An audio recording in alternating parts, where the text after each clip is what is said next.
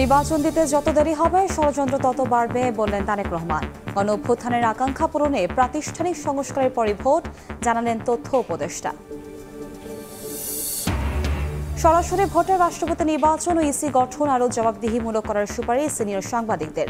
বিবেচনার আশ্বাস সংস্কার কমিশনের প্রধানের। বিচার না হওয়া পর্যন্ত খুনিদের রাজনীতির অধিকার নেই, বরিশালে বললেন শারজিস। রোহিঙ্গার প্রত্যাবাসনে হাসিনা সরকারের চুক্তি ছিল অকার্যকর, বললেন পররাষ্ট্র উপদেষ্টা। গায়ে পড়ে কেউ সংঘাতে জড়ালে জবাব দিতে প্রস্তুত বাংলাদেশ। এবং ব্যাটারি চালিত অটোরিকশা নিয়ে 7 দিনের মধ্যে নীতিমালা চান চালকরা। না মানলে সারা দেশে কর্মসূচির ডাক। ক্ষমতার অপব্যবহার করে রাস্তা দখলে বাড়ছে যানজট।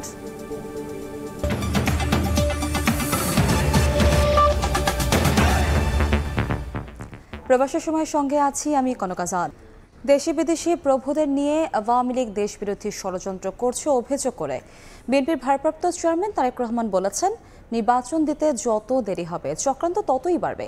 চুয়াডাঙ্গায় দলটির দ্বিবার্ষিক সম্মেলনে ভার্চুয়ালি যুক্ত হয়ে কথা বলেন তিনি। আগামী নির্বাচনী পথ অনেকটা পিচ্ছিল সংকটময় উল্লেখ করে নেতাকর্মীদের ঐক্যবদ্ধ থাকার আহ্বান জানান তারেক রহমান। মিজানুর রহমানের ক্যামেরায় আহমেদ সালিহিনের রিপোর্ট। এক যুগেরও বেশি সময় পর প্রকাশ্যে এক হয়েছেন, সুশৃঙ্খল ও পরিপাটি হয়ে যোগ দিয়েছেন সম্মেলনে। এমন আয়োজন চুয়াডাঙ্গা জেলা বিএনপির কাউন্সিল উপলক্ষে। টাউন ফুটবল মাঠে 14 বছর পর জড়ো হয়েছেন দলের নেতাকর্মীরা। অনুষ্ঠানে যুক্ত হয়ে সম্মেলনের উদ্বোধন করেন বিএনপি মহাসচিব মির্জা ফখরুল ইসলাম আলমগীর। তিনি এ সময় বলেন, নির্বাচন ইস্যুতে হুমকি দিচ্ছে নব্য নেতৃত্ব, তবে দেশ বাঁচাতেই বিএনপি দ্রুত নির্বাচন চায়। তাদের জন্য বলছি, যারা হুমকি দিচ্ছেন মাঝে মাঝে আমাদের কিছু নব্য নেতৃত্ব বলছে সব সংস্কার শেষ না করে কোনো নির্বাচন বিএনপির জন্য চায় না। বিএনপি নির্বাচন চায় এই দেশকে রক্ষা করার জন্য। তরুণদের সঙ্গে আমাদের কোনো সমস্যা নেই, ছাত্রদের সঙ্গে আমাদের কোনো সমস্যা নেই। আমরা শুধু বলি যে দেশের স্বার্থে, জনগণের স্বার্থে সঠিক জায়গাটা চিনে নিতে হবে। প্রধান অতিথির বক্তব্যে বিএনপির ভারপ্রাপ্ত চেয়ারম্যান তারেক রহমান বলেন, দেশের সব সংস্কারের জন্য জননির্বাচিত প্রতিনিধি প্রয়োজন বলেই এই সরকারকে একটি নিরপেক্ষ নির্বাচন দিতে হবে। একমাত্র বিকল্প পথ হচ্ছে নির্বাচন এবং জনগণের নির্বাচন। যে নির্বাচনে জনগণ মুক্তভাবে, নিরাপদভাবে, স্বাধীনভাবে ভোট দিয়ে তাদের নিজেদের জনপ্রতিনিধিদেরকে সংসদে পাঠাতে সক্ষম হবে। দেশি বিদেশি বন্ধুদের নিয়ে আওয়ামী লীগ ষড়যন্ত্র চালিয়ে যাচ্ছে অভিযোগ করে তারেক রহমান বলেন, নির্বাচন যত দেরি হবে চক্রান্ত তত বাড়বে। দেশের নির্বাচন যত দেরি হবে তত ষড়যন্ত্র বৃদ্ধি পাবে। সেই স্বৈরাচার কিন্তু বসে নেই, সেই স্বৈরাচার কিন্তু তাদের ষড়যন্ত্রে তাদের দেশি বিদেশি প্রভুদের সাথে মিলে বসে ষড়যন্ত্র করেই যাচ্ছে। আগামীর নির্বাচন খুব সহজ হবে না উল্লেখ করে বিএনপির ভারপ্রাপ্ত চেয়ারম্যান আবারও নেতাকর্মীদের সংযত ও ঐক্যবদ্ধ থাকার বার্তা দেন। এক যুগের বেশি সময় পর উৎসব মুখর পরিবেশে অনুষ্ঠিত হলো চুয়াডাঙ্গা জেলা বিএনপির কাউন্সিল। মূলত নেতা নির্বাচনের এই সম্মেলন হলেও আগামী নির্বাচনের প্রস্তুতি হিসাবে দেখছেন এই জেলার বিএনপির নেতাকর্মীরা। দলটির শীর্ষ নেতারা বলছেন, এখানে যারা নেতৃত্বে আসবেন তারা যেন আগামীতে জনগণের পাশে থেকে আর্থসামাজিক উন্নয়নে কাজ করেন। চুয়াডাঙ্গা থেকে আহমেদ সালেহিন, সময় সংবাদ। এদিকে তথ্য উপদেষ্টা নাহিদ ইসলাম বলেছেন, জুলাই গণঅভ্যুত্থানের আকাঙ্ক্ষা পূরণে প্রাতিষ্ঠানিক সংস্কারের পরে নির্বাচন আয়োজন করবে অন্তর্বর্তী সরকার। শনিবার সন্ধ্যায় রাজধানীতে এক অনুষ্ঠানে কথা জানান তিনি। বলেন, বিপ্লবকে প্রশ্নবিদ্ধ করতে নানামুখী ষড়যন্ত্র চলছে। ছাত্রদেরকে, শিক্ষার্থীদেরকে কিন্তু নানাভাবেই বিতর্কিত করার চেষ্টা করা হচ্ছে। আমরা যাতে সেই জায়গায় সচেতন থাকি, দায়িত্বশীল আচরণ করি। ছাত্রদেরকে যদি নেতিবাচক হিসেবে উপস্থাপন করা যায় তাহলে এই অভ্যুত্থানকেও নেতিবাচক হিসেবে উপস্থাপন করা সহজ হবে। ফলে এই সুযোগ যাতে আমরা কাউকে না দেই। আমরা এতদিন বিপ্লব করেছি, রাজপথে থেকেছি, এখন আমাদের রাষ্ট্র গঠনের সময়, দেশ গঠনের সময়। এই গণ অভ্যুত্থানের আকাঙ্ক্ষা অনুযায়ী সরকার চলছে। গণ অভ্যুত্থানে যারা গণহত্যায় অংশগ্রহণ করেছে, যারা দেশকে লুটপাট করেছে, দুর্নীতি, গুম খুন করেছে, তাদেরকে আমরা বিচারের আওতায় আনব। প্রাতিষ্ঠানিক সংস্কারগুলো আমরা করব এবং এরপরেই আমরা যে গণতান্ত্রিক রূপান্তর, সেই নির্বাচনের দিকে যাব। সরাসরি ভোটের রাষ্ট্রপতি নির্বাচন না ভোট ফেরানো ও নির্বাচন কমিশন আইন সংশোধনের সুপারিশ করলেন ইলেকট্রনিক মিডিয়ার সম্পাদকরা। সংস্কার কমিশনের সঙ্গে মতবিনিময় সভায় তারা বলেন, নির্বাচন স্বচ্ছ অবাধ করতে গণমাধ্যমের স্বাধীনতা নিশ্চিত করতে হবে। সব সুপারিশ বিবেচনার আশ্বাস দিয়েছেন ইসি সংস্কার কমিশনের প্রধান। দায়িত্ব নিতে যাচ্ছেন নতুন CCR-4 কমিশনার। একটি অবাধ, অংশগ্রহণমূলক এবং নিরপেক্ষ নির্বাচন আয়োজনে সুপারিশ সহ প্রতিবেদন প্রণয়নের লক্ষ্যে বিভিন্ন অংশীজনের সঙ্গে ধারাবাহিক সংলাপ করছে নির্বাচন ব্যবস্থা সংস্কার কমিশন। শনিবার সকালে সংস্কার কমিশনের সঙ্গে জ্যেষ্ঠ সাংবাদিকদের বৈঠক হয়। সেখানে নির্বাচনের স্বচ্ছতা নিশ্চিত করতে তথ্য ও ছবি সংগ্রহে যেন কোনো প্রতিবন্ধকতা না থাকে সে বিষয়টি নিশ্চিত করার কথা উঠে আসে। রাষ্ট্রপতি পদে যিনি নির্বাচন করবেন তিনি নির্দলীয় ব্যক্তি হবেন, ফলে উনি ক্ষমতা পাবেন এবং এই ইন্টারিম সময় অর্থাৎ নির্বাচনকালীন সময় কিন্তু তার নেতৃত্ব একটা তত্ত্বাবধায়ক সরকার হতে পারে। কখনোই যেন বিনা প্রতিদ্বন্দ্বিতায় কোনো মানুষ কোনো পর্যায়ে, সেটা এমপি ইলেকশন হোক অথবা স্থানীয় নির্বাচন হোক, কোথাও যেন নির্বাচিত হতে না পারে। আপনারা যে প্রস্তাবগুলো দিবেন সরকারের কাছে, অন্তর্বর্তী সরকারের কাছে, এইটা গণমাধ্যমকে একই সঙ্গে আপনারা দিবেন। সংস্কার প্রস্তাবগুলো যাতে পরবর্তী সরকার যে নির্বাচনের মাধ্যমে ক্ষমতা আসে তারা যাতে বাস্তবায়ন করে, তার আগে এখনই সেই ব্যাপারে যাতে ঐক্যমত গঠন করা হয়। জাতীয় নির্বাচনের আগে স্থানীয় নির্বাচনের সুপারিশ তুলে ধরেন স্থানীয় সরকার সংস্কার কমিশনের প্রধান তোফায়েল আহমেদ। বিশ্বব্যাপী যেখানে পার্লামেন্টারি সিস্টেমে কাউন্সিলর এবং মেম্বার নির্বাচিত হয়, মেম্বার এবং কাউন্সিলররা পরিষদে গিয়েই কিন্তু তাদের এক্সিকিউটিভ কমিটি নির্বাচন করেন। আমরাও সেই সিস্টেমটা চালু করতে চাই। সবার মতামত মাথায় রেখে আলোচনা করে সুপারিশ করা হবে বলে আশ্বস্ত করেন নির্বাচন ব্যবস্থা সংস্কার কমিশনের প্রধান বদুল আলম মজুমদার। আমরা এগুলো বিবেচনায় নেব, আমাদের এখনো সিদ্ধান্ত হয়নি। আমরা সব প্রস্তাব বিবেচনায় নিয়ে আমরা ভেবেচিন্তে আমরা প্রস্তাব করব। বৃহস্পতিবার প্রধান নির্বাচন কমিশনার ও 4 কমিশনারের নিয়োগ সংক্রান্ত প্রজ্ঞাপন জারি করে মন্ত্রিপরিষদ বিভাগ। আল আমিন তুষার, সময় সংবাদ, ঢাকা। এবার বরিশালে শহীদ ৭৯ পরিবারকে অর্থ সহায়তা দিল জুলাই স্মৃতি ফাউন্ডেশন। অনুষ্ঠানে ফাউন্ডেশনের সাধারণ সম্পাদক শারজিস আলম বলেন, শেখ হাসিনা ও তার দোসরদের বিচার না হওয়া পর্যন্ত রাজনীতি করার অধিকার নেই। 5 আগস্ট গণ অভ্যুত্থানে শহীদ মিলনের 2 শিশু সন্তানকে নিয়ে পটুয়াখালী থেকে বরিশালে এসেছেন তার স্ত্রী শাহনাজ বেগম। শনিবার সকালে বরিশালের শিল্পকলা একাডেমিতে জড়ো হন শহীদ পরিবারের সদস্যরা। জুলাই বিপ্লবে কারো সন্তান, কারো বাবা, কেউ বা আবার হারিয়েছেন তার ভাই। স্বজন হারানোয় কেউ গুমড়ে কাঁদছে, কেউ চাইছেন হত্যার বিচার।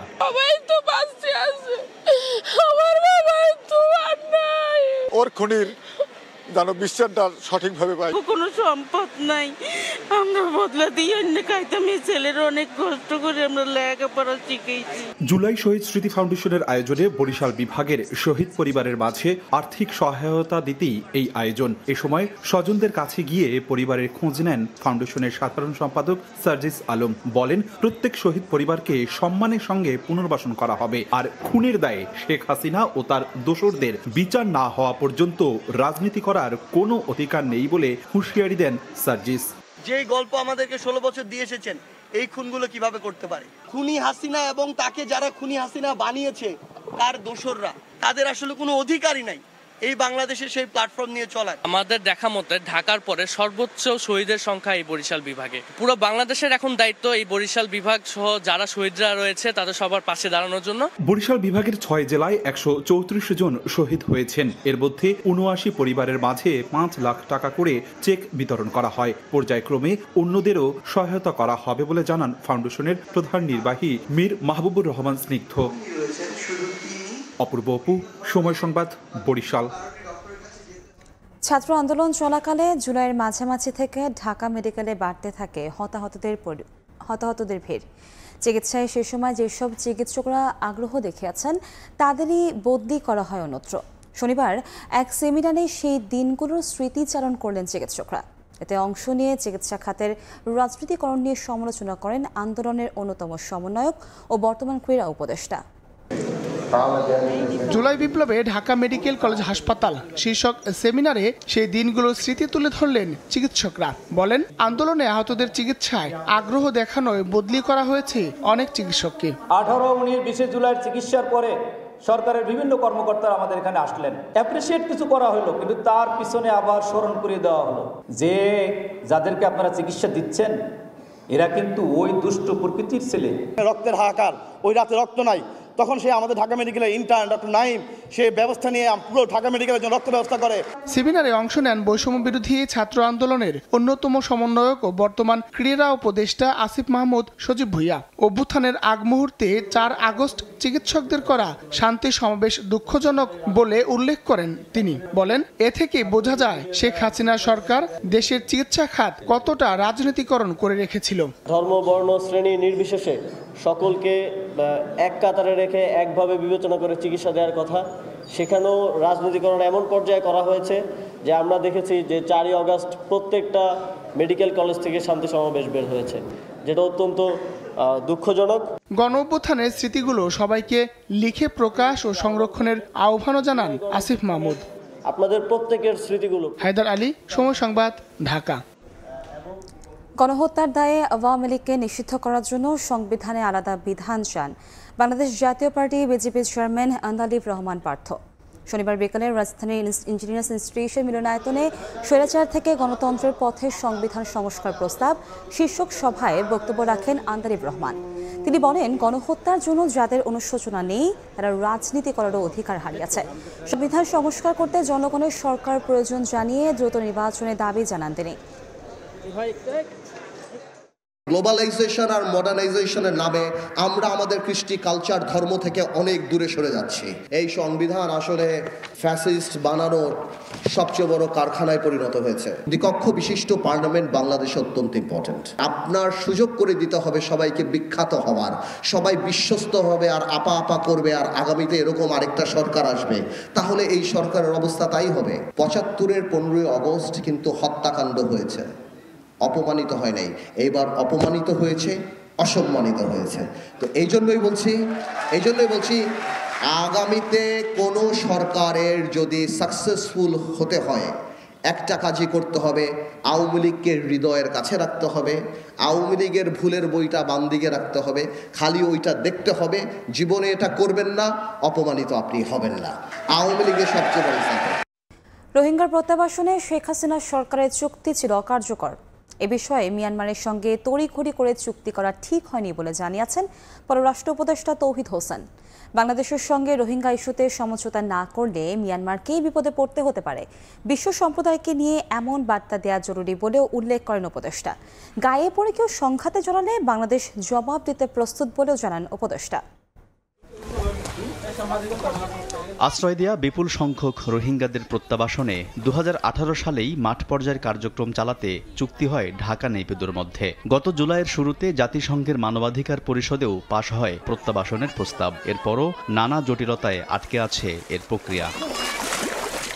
শনিবার রাজধানীতে অনুষ্ঠিত এক সেমিনারে পররাষ্ট্র উপদেষ্টা জানালেন, বিগত সরকার মিয়ানমারের সঙ্গে যে চুক্তি সই করে তা অকার্যকর। তড়িঘড়ি করে ওই চুক্তি সই করা ঠিক হয়নি বলেও মন্তব্য করেন উপদেষ্টা তৌহিদ হোসেন। সমঝোতার বিষয়ে মিয়ানমারকে চাপ দিতে বিশ্ব সম্প্রদায়ের প্রতিও আহ্বান জানান উপদেষ্টা। না আসে নেগোশিয়েটেড সেটেলমেন্টে, তাহলে তাদের যে ক্ষতি হবে সেটারও নিশ্চয়তা থাকতে হবে। আমাদেরকে এমন একটা সিচুয়েশনে আসতে হবে আন্তর্জাতিক সম্প্রদায়কে সাথে নিয়ে যে if they do not come to a negotiated settlement, it's going to hurt them. Arakan army রাখাইনে ফ্যাক্টর হতে যাচ্ছে উল্লেখ করে তৌহিদ হোসেন বলেন, বাংলাদেশ কারো সঙ্গে যুদ্ধ চায় না, তবে নিজেদের সামরিক শক্তি বাড়ানোর গুরুত্বও বক্তব্যে তুলে ধরেন উপদেষ্টা। রাখাইন রাজ্যে অবশ্যই আরাকান আর্মি হবে সবচেয়ে বড় ফ্যাক্টর, এবং শুধু কেন্দ্রীয় সরকার যদি চায়ও আরাকান আর্মিকে একসাথে না নিয়ে এই সমস্যার সমাধান সম্ভব হবে না। বাংলাদেশের রোহিঙ্গা নীতির প্রশ্নে জাতীয় ঐক্যমত্য শীর্ষক সেমিনারে অংশ নেন বিএনপির স্থায়ী কমিটির সদস্য আমির খসরু মাহমুদ চৌধুরী। রোহিঙ্গা ইস্যুতে জাতীয় ঐক্য গড়তে বিএনপি অনেক আগেই প্রস্তুত ছিল উল্লেখ করে তিনিও দেশের অভ্যন্তরীণ শক্তি বৃদ্ধির প্রয়োজনীয়তা তুলে ধরেন। Present Rohingya management is very important. আপনি তাদের মানবিকভাবে রাখবেন, তাদের এডুকেশন, তাদের হেলথ এবং তাদের এমপ্লয়মেন্টের ব্যাপারে আমরা কিন্তু BNP already we have taken a position on Rohingya. মিয়ানমারের সেনাবাহিনীর হাতে ব্যাপক নিপীড়নের শিকার হয়ে বাংলাদেশে আশ্রয় নেয়া রোহিঙ্গা জনগোষ্ঠীর সংখ্যা প্রায় 12 লাখ। আলতাফ হোসাইন, সময় সংবাদ, ঢাকা। নিবন্ধন নীতিমালা, রুট পারমিট সহ 7 দফা দাবিতে বিক্ষোভ সমাবেশ করেছে রিকশা, ভ্যান ও ইজি বাইক সংগ্রাম পরিষদ। এ সময় 1 সপ্তাহের মধ্যে দাবি মেনে নিতে আলটিমেটাম দেন তারা, নইলে সারা দেশে কর্মসূচি দেওয়ার হুঁশিয়ারি দেন শ্রমিকরা। 19 নভেম্বর ঢাকা মহানগর এলাকায় ব্যাটারি চালিত রিকশা চলাচল বন্ধ সহ বিধিনিষেধ আরোপে উচ্চ আদালতের আদেশের পর থেকেই আন্দোলনে শ্রমিক চালকেরা। শনিবার সকালে জাতীয় প্রেস ক্লাবের সামনে 7 দফা দাবিতে সমাবেশ করে রিকশা, ব্যাটারি রিকশা, ভ্যান ও ইজি বাইক সংগ্রাম পরিষদ। একটা নীতিমালার মধ্যে এনে এটাকে আধুনিকায়ন করে আপনি লাইসেন্স দেন, আপনি নিবন্ধন দেন, আপনি রুট পারমিট দেন। যতক্ষণ পর্যন্ত আমার প্রতিটি ভাইয়ের কর্মসংস্থানের ব্যবস্থা আপনি না করতে পারবেন, ততক্ষণ পর্যন্ত তারা নিজ দায়িত্বে যে কর্মসংস্থানের ব্যবস্থা করে রেখেছে সেইটিকে বন্ধ করার রাস্তায় হাঁটবেন না। এদিকে রাজধানীর পল্টনে আলাদা সংবাদ সম্মেলনে ব্যাটারি চালিত যানবাহন বন্ধে হাইকোর্টের আদেশ প্রত্যাহার, আন্দোলনে গ্রেফতারকৃতদের মুক্তি সহ 12 দফা দাবি জানায় রিকশা, ভ্যান, ইজি বাইক শ্রমিক ইউনিয়ন। শ্রমিক স্বার্থের বিপরীতে দাঁড়াবেন না, শ্রমিকের দুঃখ বোঝার চেষ্টা করুন। দাবি দেওয়া নিয়ে সরকারের তরফ থেকে স্পষ্ট বক্তব্য না এলে রোববার থেকে লাগাতার গণ অবস্থান কর্মসূচি চালানোর ঘোষণা রিকশা শ্রমিক নেতাদের। বুলবুল রেজা, সময় সংবাদ, ঢাকা। রাজধানীতে যানজট নিরসনে একগুচ্ছ উন্নয়ন প্রকল্পে 1000 কোটি টাকা খরচ করেও মেলেনি সুফল। এর অন্যতম কারণ ক্ষমতার অপব্যবহার করে সড়কে যত্রতত্র দখলদারিত্ব। বিশেষজ্ঞরা বলছেন, আইনের কঠোর প্রয়োগ না করলে চিত্র বদলাবে না। আলামিন তুষারের প্রতিবেদন।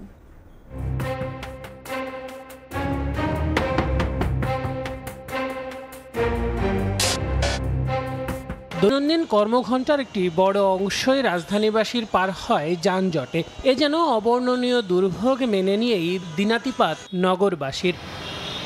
সেকেলে গণপরিবহন ব্যবহারে অনীহার কারণে 2 দশকে অস্বাভাবিক হারে বেড়েছে ব্যক্তিগত গাড়ির সংখ্যা। এতে আবার মরার উপর খাড়ার ঘা সড়ক দখল। আমি যেখানটায় অবস্থান করছি সেখানটা কিন্তু রাস্তারই অংশ, সেখানটাকে দখল করে হচ্ছে নির্মাণ সামগ্রীর ব্যবসা।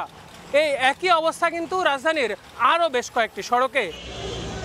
কোথাও নির্মাণ সামগ্রী, কোথাও নানান পণ্যের পসরা সাজিয়ে ব্যবসা, আবার কোথাও ট্রাক, বাস কিংবা লেগুনার স্ট্যান্ড। মাল বাংলা ওই পুলিশের লাইনের গাড়ি, পুলিশের ডিউটির গাড়ি 100 টাকা নিত। রাজনৈতিক নেতারা গেছে, আরেক দল আসছে, এইভাবে চলবে। লেগুনাগুলো আর অটো রিক্সাগুলো প্রচুর জাম করবে। বাস স্টপে বাস না থামায় সে জায়গাটাও দখলে রাখে ব্যক্তিগত গাড়ি। এতে বাসগুলো থামছে মোড়ে মোড়ে, সেখানেও আবার বাসের সাথে দাঁড়িয়ে থাকে রাইড শেয়ারকারীর মোটরসাইকেল এবং রিক্সা। সিটি কর্পোরেশন বলছে এসব থামাতে আরও কিছুদিন সময় লাগবে। রাস্তার মধ্যে প্রথমত বসতেই পারবে না, তারপরে ফুটপাতেও নয়, তারা তাদের সুনির্দিষ্ট জায়গায় চলে যেতে হবে। আমরা প্রতিদিন 4 পালা করে এ হকারদেরকে অপসারণ করি, এই রাস্তা থেকে অপসারণ করে আবার বসে। সরকার যায়, সরকার আসে, কিন্তু রাস্তা, ফুটপাত দখল থামে না, শুধু পরিবর্তন হয় দখলদারির। উচ্ছেদ করি কাদের? যে অবস্থান করছে তাকে। পিছনের যারা পৃষ্ঠপোষক অথবা ভাগবটরার যারা অংশীজন বা অংশীদার, এদেরকে কিন্তু আসলে আমরা উচ্ছেদ করতে পারি না। এদের বিরুদ্ধে আইনগত ব্যবস্থা গ্রহণ করতে না পারলে এই সমস্যাটার সমাধান হবে না। নতুন বাংলাদেশে এই দুর্ভোগ কবে কমবে সেই প্রশ্ন নগরবাসীর। প্রতিটা ক্ষেত্রেই এমন দখলদারিত্ব কাদের ছায়ায় হচ্ছে তা যেন কেউ খুঁজে পেয়েও পাচ্ছে না। আল আমিন তুষার, সময় সংবাদ, ঢাকা। জ্বালানি ক্রয়ে দুর্নীতি কমায় গত 3 মাসে সরকারের 370 কোটি টাকার সাশ্রয় হয়েছে বলে জানিয়েছেন বিদ্যুৎ ও জ্বালানি উপদেষ্টা মোহাম্মদ ফাউজুল কবির খান। রাজধানীর একটি হোটেলে জ্বালানির সংকট নিরসন নিয়ে আয়োজিত অনুষ্ঠানে তিনি কথা জানান। অবৈধ সংযোগের মাধ্যমে প্রায় 10 ভাগ গ্যাস চুরি হচ্ছে উল্লেখ করে ব্যবসায়ীরা বলেন, জ্বালানির সংকটে শিল্পখাত রুগ্ন হয়ে পড়ছে। এ খাতের সংস্কার নিয়ে প্রধান উপদেষ্টার কাছে 21 দফা প্রস্তাব করেছে ভোক্তা অধিকার রক্ষা সংগঠন ক্যাব। জ্বালানি সংকটে ভুগছে দেশের শিল্প খাত, ফলে ক্রমাগতভাবে কমেছে এ খাতের প্রবৃদ্ধি। 2020-21 অর্থ বছরে শিল্প খাতে প্রবৃদ্ধি ছিল 10.29%। 2023-24 অর্থ বছরে তা কমে দাঁড়িয়েছে 6.66%। শিল্প খাতের জ্বালানি সংকট নিরসনে রাজধানীর একটি হোটেলে বাংলাদেশ চেম্বার অব ইন্ডাস্ট্রিজ আয়োজিত আলোচনায় এসব তথ্য তুলে ধরা হয়। এ খাতের নেতিবাচক প্রভাব পড়ায় রপ্তানি ও কর্মসংস্থান কমেছে বলে জানান ব্যবসায়ীরা। গ্যাস সাপ্লাইটা যদি না থাকে তাহলে ডেফিনেটলি আমার প্রোডাকশনটা হবে না। এটা একটা সাইক্লিক অর্ডারের মতো। তেল, গ্যাস, বিদ্যুৎ, এখন এই দুটাতে যদি আমাদের সমস্যা হয় তাহলে কিন্তু কোনোভাবে এই দেশে কোনো বিনিয়োগও হবে না, এই দেশে কোনো উৎপাদনও হবে না। আর উৎপাদন যদি কম হয় তাহলে মূল্যস্ফীতি এমনি বাড়বে। পেট্রোবাংলার চেয়ারম্যান জানান, গত 2 মাসে প্রায় 5,000 অবৈধ গ্যাস লাইন বিচ্ছিন্ন করা হয়েছে। সরকারি কেনাকাটায় দুর্নীতি এবং অপচয় বন্ধ করতে পারলে সংকট কমানো সম্ভব বলে মনে করেন জ্বালানি উপদেষ্টা। প্রকৃত সমাধান হচ্ছে আমাদেরকে রিনিউয়েবল এনার্জিতে যেতে হবে। আমরা এই সপ্তাহে 40টা রিনিউয়েবল এনার্জি প্রজেক্টের জন্য অ্যাডভার্টাইজ করতে পারব। এদিকে রাজধানীর বিশ্ব সাহিত্য কেন্দ্র মিলনায়তনে জ্বালানি বিষয়ক এক অনুষ্ঠানে ক্যাবের পক্ষ থেকে এ খাতের সংস্কারের উপর গুরুত্ব দেওয়া হয়। একটা সরকারি ছত্রছায়ায় একটা শ্রেণী তৈরি করা হয়, আইনগতভাবে আইন দিয়ে তৈরি করা হয় বেআইনি এবং লুণ্ঠন করার জন্য। আমদানি নির্ভর বাজারে মার্কেট বেস প্রাইসিং জ্বালানি নিরাপত্তায় কোনো কাজে আসবে না বলে ক্যাবের আলোচনায় তুলে ধরা হয়। যে সমস্ত পলিসি, সাইফুল ইসলাম, সময় সংবাদ, ঢাকা। তৃতীয় পক্ষ বিদেশিদের সহায়তায় শ্রমিকদের একটি গ্রুপ অস্থিতিশীল পরিবেশ তৈরি করছে বলে অভিযোগ করেছেন শ্রম সচিব AHM শফিকুজ্জামান। অস্থিতিশীল পরিস্থিতি নিয়ন্ত্রণে শ্রমিক নেতাদের উদ্যোগী হওয়ার আহ্বান জানিয়েছেন বিশেষজ্ঞরা। আর মালিকরা বলছেন, অসন্তোষ নিরসনে আলোচনায় বসতে প্রস্তুত তারা। ঢাকা রিপোর্টার্স ইউনিটিতে শ্রম অধিকার নিয়ে আয়োজিত আলোচনা সভায় কথা বলেন তারা। বর্তমান সরকার দায়িত্ব নেয়ার পর থেকে শিল্পাঞ্চলগুলোতে বেতন ভাতা বৃদ্ধি সহ নানা ইস্যুতে শ্রম অসন্তোষ দেখা দিয়েছে। এতে সাধারণ মানুষের ভোগান্তি যেমন হচ্ছে, তেমনি শিল্প খাতের উৎপাদনেও পড়ছে নেতিবাচক প্রভাব। মালিকরা শ্রমিকদের নানা দফা দাবি মেনে নেওয়ার পরও চলমান শ্রমিক অসন্তোষের পিছনে তৃতীয় পক্ষের কোনো হাত আছে বলে মনে করে সরকার। ডিআরইউতে আয়োজিত অনুষ্ঠানে এমন মন্তব্য করলেন শ্রম সচিব। আপনাদের মধ্যে কিছু কিছু এলিমেন্ট ঢুকে গেছে যারা ডাবল এজেন্টের কাজ করে, বিদেশি সহায়তায় কাজ করে, থার্ড পার্টি এজেন্ট এখানে কাজ করছে।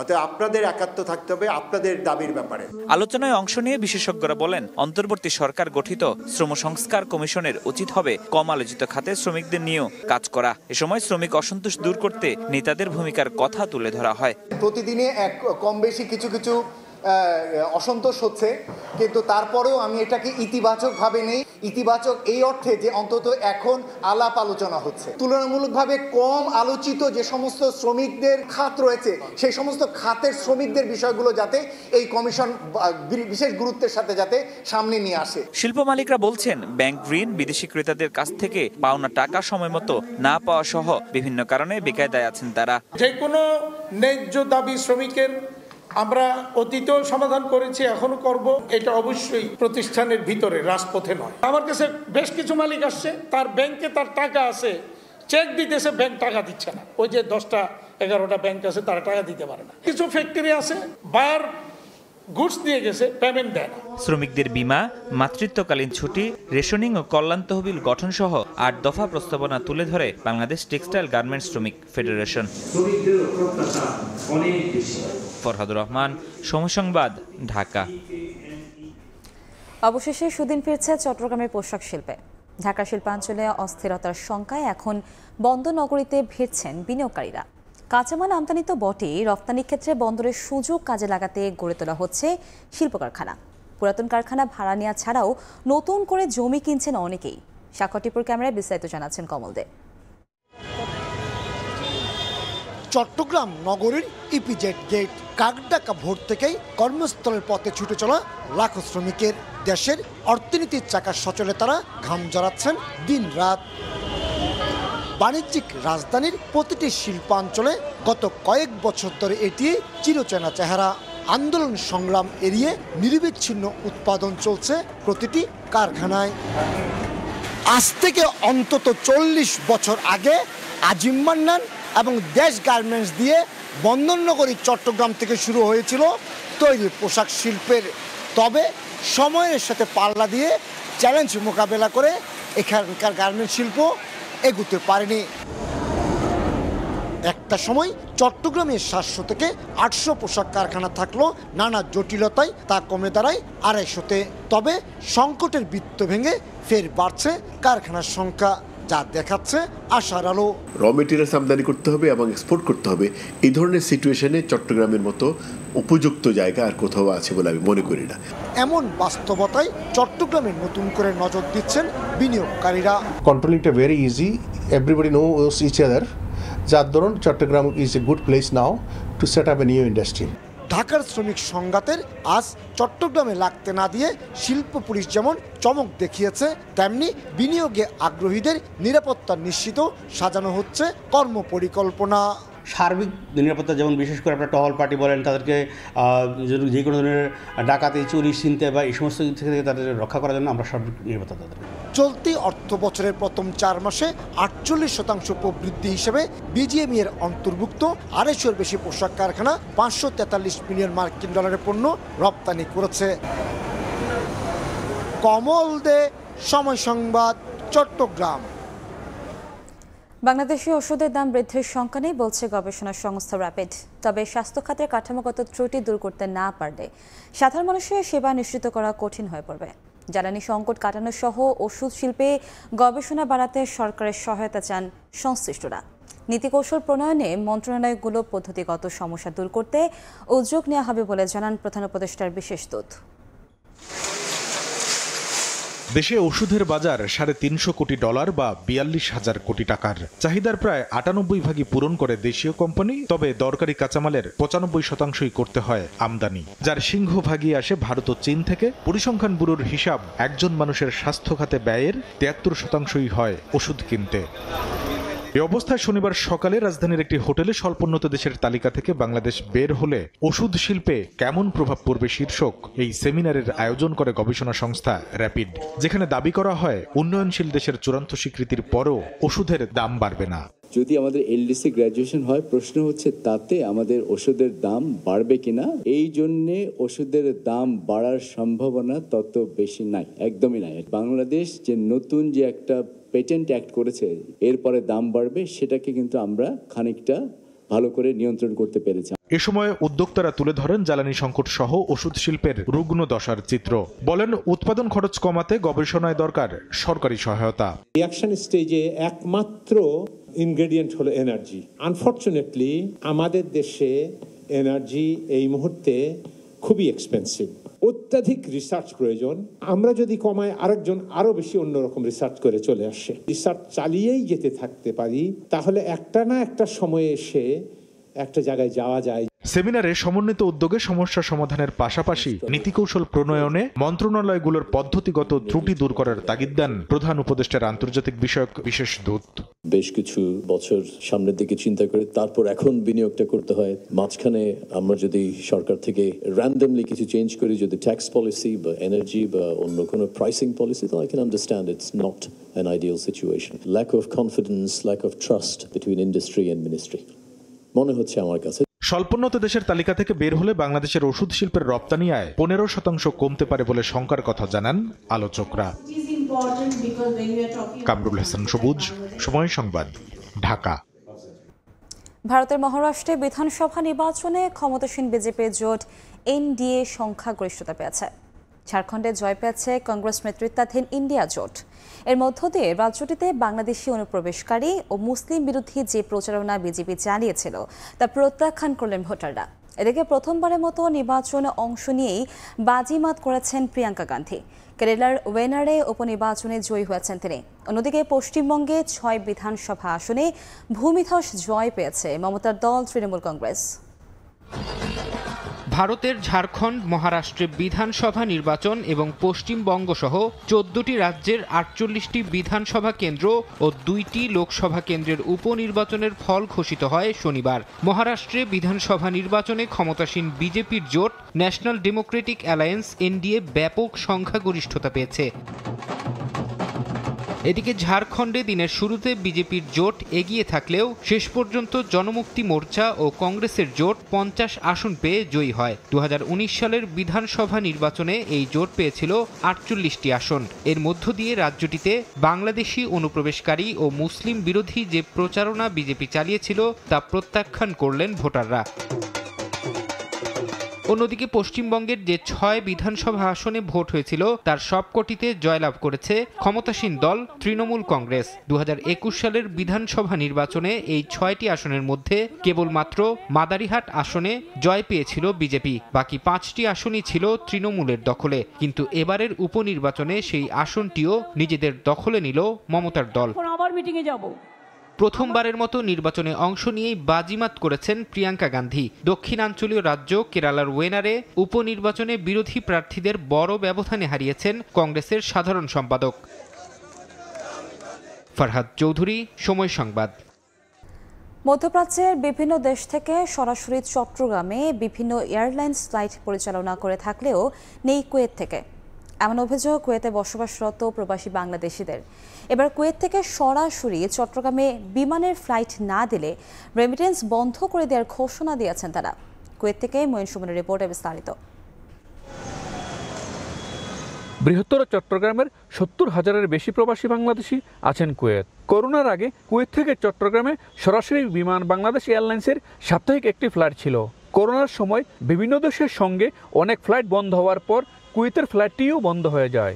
এরপর দেশটিতে বসবাসরত নোয়াখালী ও ফেনী সহ বৃহত্তর চট্টগ্রামের প্রবাসীরা ফ্লাইটটি চালুর দাবি জানিয়ে আসলেও তা এখনও চালু হয়নি। এছাড়া চট্টগ্রামে কুয়েত থেকে দীর্ঘযাত্রা বিরতি দিয়ে আল জাজিরা, এয়ার আরাবিয়া ও ফ্লাইট দুবাইয়ের কয়েকটি এয়ারলাইন্সের ফ্লাইট থাকলেও তা বন্ধ করে দেওয়া হয়। এতে করে চট্টগ্রামের অসংখ্য কুয়েত প্রবাসীর ভোগান্তি চরমে। কুয়েত থেকে সরাসরি চট্টগ্রামে বিমানের ফ্লাইটের দাবি জানিয়েও প্রতীকের না পাওয়ায় রেমিটেন্স বন্ধের ঘোষণা তাদের। বৃহত্তর চট্টগ্রাম রেমিটেন্স যোদ্ধা ফোরাম এবং প্রবাসীদের কল্যাণে মানবিক ফাউন্ডেশন কুয়েতের নেতারা এই ঘোষণা দেন। করোনার সময় যে ফ্লাইটটা বন্ধ হয়েছে কুয়েত টু চট্টগ্রাম ভাইয়া ঢাকা, সেই ফ্লাইটটা পুনরায় চালুর দাবিতে আজকে আমাদের সমাবেশ। কুয়েত থেকে চট্টগ্রামে পৌঁছতে আমাদের 2 দিন সময় লেগে যায় এবং ফ্যামিলির গুরুত্বপূর্ণ বিপদ আপদে, ফ্যামিলির বিভিন্ন প্রয়োজনে আমরা তাৎক্ষণিক চট্টগ্রাম পৌঁছাইতে পারি না। কুয়েত থেকে চট্টগ্রামে বিমান বাংলাদেশ এয়ারলাইন্সের ফ্লাইটটি আবার চালু হলে যেমন সময় বাঁচবে তেমনি আর্থিকভাবেও লাভবান হবেন প্রবাসীরা, কমবে ভোগান্তি, এমনটাই দাবি সংশ্লিষ্টদের। মঈন সুমন, সময় সংবাদ, কুয়েত। সৌদি আরবে গানে গানে মঞ্চ মাতালেন নগর বাউলের জেমস। সুরের সেই সাগরে ভাসলেন লাখো প্রবাসী বাংলাদেশি। মরুর বুকে লাখো প্রাণের আবেগ ছুঁয়ে যায় জেমসকেও। তাই তো বিদায় বেলায় বললেন আবার দেখা হবে। সৌদি আরবের রিয়াদ থেকে বিস্তারিত আরিফুর রহমানের রিপোর্টে।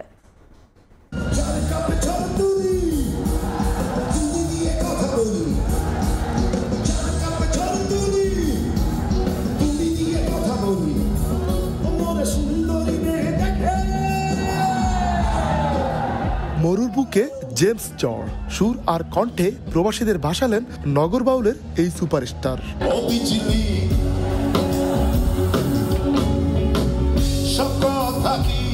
সৌদি সরকারের আমন্ত্রণে প্রথমবারের মতো মঞ্চ মাতাবেন জেমস। এমন খবর শোনার পর থেকেই দেশটিতে থাকা প্রবাসী বাংলাদেশিদের মধ্যে শুরু হয় উন্মাদনা। তিল ধারণের ঠাঁই ছিল না আল সোয়াইদি পার্কে। এ যেন এক টুকরো বাংলাদেশ। জেমস যেখানে হ্যামিলনের বাঁশিওয়ালা।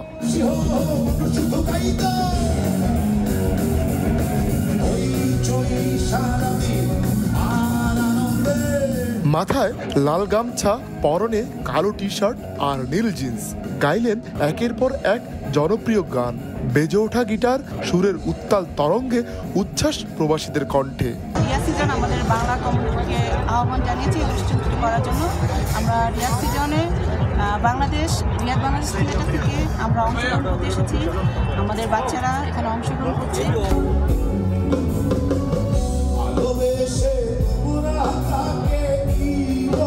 সুন্দরীতমার গল্পে দুষ্ট ছেলের দলের কাছে বিদায় নিলেও লাখো প্রাণের আবেগ ছুঁয়ে যায় জেমসকেও।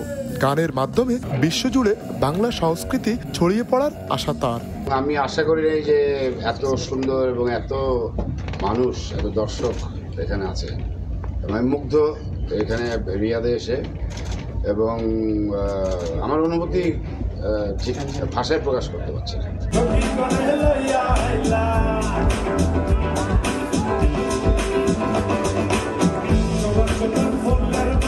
শুধু কি জেমস, হাবিবের গানেও ছিল না উচ্ছ্বাসের কমতি। বাঁধ ভাঙা আনন্দে মেতে ওঠেন প্রবাসী বাংলাদেশিরা।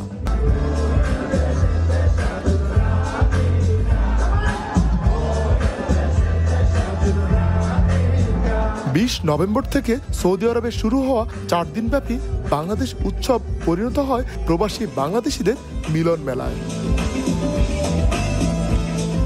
সৌদি আরবের রিয়াদ থেকে আরিফুর রহমান, সময় সংবাদ। টেস্টের পর ওয়েস্ট ইন্ডিজের বিপক্ষে ওয়ানডে সিরিজ থেকেও ছিটকে গেলেন মুশফিকুর রহিম। চ্যাম্পিয়ন্স ট্রফির আগে এই সিনিয়রকে নিয়ে ঝুঁকি নিতে চায় না বোর্ড। তবে সুখবর আছে অধিনায়ক নাজমুল হোসেন শান্তকে নিয়ে। দ্বিতীয় এমআরআই রিপোর্ট ইতিবাচক আশায় ক্যারিবীয় সিরিজেই তার ফেরার ব্যাপারে আশাবাদী বোর্ড। স্বস্তির খবর পাওয়া গেল পেসার তানজিম সাকিবকে নিয়েও। সব ঠিক থাকলে শান্তর সঙ্গে তিনিও ফিরবেন ওয়ানডে সিরিজ দিয়ে। ক্যারিবীয় দ্বীপপুঞ্জ অ্যান্টিগা অ্যান্ড বারবুডায় বাংলাদেশ দল লড়ছে 2 ম্যাচের টেস্ট সিরিজের প্রথম টেস্টে স্বাগতিক দলের বিপক্ষে। চলছে জাতীয় ক্রিকেট লিগ NCL। এরপরেও মিরপুরের হোম অফ ক্রিকেটে ক্রিকেটারদের ব্যস্ততা। আলাদা করে বললে ইনজুরি আক্রান্ত ক্রিকেটারদের রিহ্যাব চলছে। শনিবার হোম অফ ক্রিকেটে এসেছিলেন 3 ক্রিকেটার, শামীম পাটোয়ারি, পেসার মুশফিক হাসান আর নিয়মিত অধিনায়ক নাজমুল হোসেন শান্ত। শামীম পাটোয়ারি এবং মুশফিক হাসান এই মুহূর্তে জাতীয় দলের বিবেচনায় নেই। তবে নাজমুল হোসেন শান্ত ইনজুরির কারণে মিস করেছেন ওয়েস্ট ইন্ডিজের বিপক্ষে টেস্ট সিরিজ। যদিও সেখানে সুখবর পাওয়া গেল টাইগার অধিনায়ককে নিয়ে। সব ঠিক থাকলে ওয়েস্ট ইন্ডিজের বিপক্ষে ওয়ানডে সিরিজেই বাংলাদেশের ডাগআউটে ফিরছেন শান্ত। শনিবার তার একটি এমআরআই করা হয়েছে, যেখানে এসেছে ইতিবাচক ফল। তবে শান্তকে নিয়ে ইতিবাচক ফল পাওয়া গেলেও টাইগারদের মিডল অর্ডারের নির্ভরতার প্রতীক মিস্টার ডিপেন্ডেবল মুশফিকুর রহিমকে নিয়ে পাওয়া গেল অস্বস্তির খবর। বিসিবি সূত্র নিশ্চিত করেছে মুশফিককে পাওয়া যাচ্ছে না ওয়েস্ট ইন্ডিজের বিপক্ষে ওয়ানডে সিরিজে। আফগানিস্তানের বিপক্ষে সবশেষ ওয়ানডে সিরিজে যিনি আঙুলে চোট পেয়েছিলেন। যদিও এই সিরিজটি ভীষণ গুরুত্বপূর্ণ বাংলাদেশ দলের জন্য, আলাদা করে বললে মুশফিক কিংবা নাজমুল হোসেন শান্তর জন্য। কারণ চ্যাম্পিয়ন্স ট্রফির আগে এই সিরিজে যে ওয়ানডেতে প্রস্তুতির বাংলাদেশের সবশেষ সুযোগ। তবে সেখানে আছে একটা স্বস্তির খবর, আর সেটা পেসার তানজিম সাকিবের জন্য। ইনজুরির কারণে যিনি মিস করেছিলেন সবশেষ আফগানিস্তানের বিপক্ষে ওয়ানডে সিরিজ, এই মুহূর্তে তিনি গায়ানাতে খেলছেন গ্লোবাল T20 লিগ। তবে T20 আর ওয়ানডে ফরম্যাট ভিন্ন বলে ওয়ার্কলোড ম্যানেজমেন্টের আওতায় নিয়মিতই তার খোঁজ খবর রাখছে বাংলাদেশ ক্রিকেট বোর্ড, এবং সেখানেও অনুশীলনে কি করতে হবে কি করতে হবে না সেটা ঠিকঠাক জানিয়ে দিচ্ছে বিসিবির মেডিকেল বিভাগ। সব ঠিক থাকলে আগামী সপ্তাহে ওয়ানডে সিরিজের জন্য স্কোয়াড ঘোষণা করবে বাংলাদেশ ক্রিকেট বোর্ড। বলাই বাহুল্য যে স্কোয়াডটি হতে যাচ্ছে চ্যাম্পিয়ন্স ট্রফির সম্ভাব্য স্কোয়াড। মাহবুব রিমন, সময় সংবাদ, মিরপুরের শেরে বাংলা জাতীয় ক্রিকেট স্টেডিয়াম, ঢাকা। আইপিএলের মেগা অকশন শুরু হচ্ছে আজ। সৌদি আরবের জেদ্দায় বাংলাদেশ সময় বিকাল 4টায় শুরু হবে তালিকাভুক্ত ক্রিকেটারদের নিয়ে দর কষাকষি। মক অকশনে ঋষভ পন্তের জন্য রেকর্ড 33 কোটি রুপি দাম তুলেছে পাঞ্জাব কিংস। মধ্যপ্রাচ্যে ক্রিকেটের মহাব্যস্ততা। বিশ্বের সবচেয়ে জাঁকজমকপূর্ণ ফ্র্যাঞ্চাইজি ক্রিকেট লিগ আইপিএলের 18তম আসরের মেগা অকশন বসতে যাচ্ছে মরুভূমির রাজ্যে। বিসিসিআই তাদের লিগের অধিকাংশ মেগা অকশন ভারতে আয়োজন করলেও ইদানিং তার ব্যতিক্রম দেখা যাচ্ছে। গতবার আয়োজন করা হয়েছিল সংযুক্ত আরব আমিরাতে, আর এবারের ঠিকানা সৌদি আরবের জেদ্দায়। মূলত বাণিজ্যিক কারণেই এমন সিদ্ধান্ত ভারতীয় ক্রিকেটের নিয়ন্ত্রক সংস্থার। ফুটবল, বক্সিং সহ বিশ্বের বিভিন্ন স্পোর্টে অঢেল অর্থ ঢালতে শুরু করেছে সৌদি আরব। ক্রিকেটেও রয়েছে ব্যাপক আগ্রহ।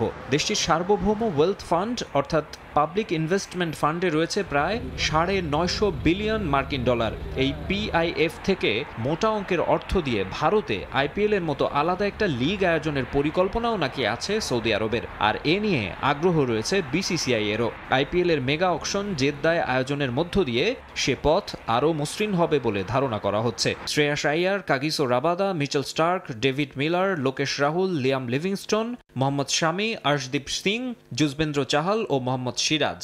স্টার্কের গতবারের রেকর্ড ভাঙার সম্ভাবনা হিসেব করলে বাটলার ও পন্তের কথাই বলতে হবে সবার আগে। তবে গুঞ্জন শোনা যাচ্ছে বাটলার নন, এবার অতীতের সমস্ত রেকর্ড গুড়িয়ে দিতে যাচ্ছেন পন্ত। মক অকশনে তার জন্য 33 কোটি রুপি দাম তুলেছে পাঞ্জাব কিংস। মাকসুম আলম খান, সময় সংবাদ। এ পর্যায়ে শীর্ষ সংবাদগুলো জানিয়ে দিচ্ছি আরেকবার। নির্বাচন দিতে যত দেরি হবে ষড়যন্ত্র তত বাড়বে বললেন তারেক রহমান। গণ অভ্যুত্থানের আকাঙ্ক্ষা পূরণে প্রাতিষ্ঠানিক সংস্কারী পরে ভোট, জানালেন তথ্য উপদেষ্টা। সরাসরি ভোটে রাষ্ট্রপতি নির্বাচন ও ইসি গঠন আরও জবাবদিহিমূলক করার সুপারিশ সিনিয়র সাংবাদিকদের। বিবেচনার আশ্বাস সংস্কার কমিশন প্রধানের। এবং বিচার না হওয়া পর্যন্ত খুনিদের রাজনীতির অধিকার নেই, বরিশালে বললেন শারজিস।